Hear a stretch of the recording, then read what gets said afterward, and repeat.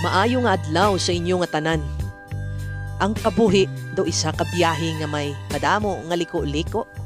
Hindi tanan nga adlaw masanag, pero hindi man tanan nga adlaw nga madulom. May mga tion nga malipay kita, may mga tion man nga mabudlayan kita. Pero sa tanan nga inagihan naton, may aral, may ginahatag ang kabuhi.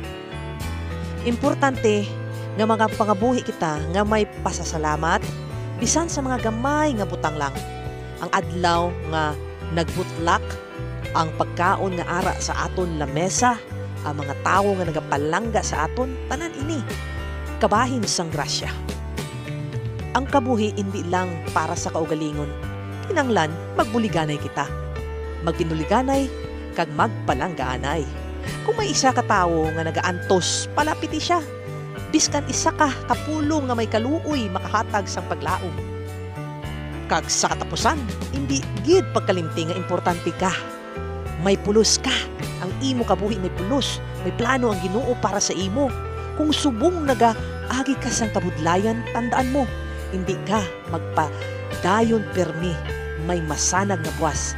Salamat kag padayon sa pagtuo kag paghigugma sa kabuhi.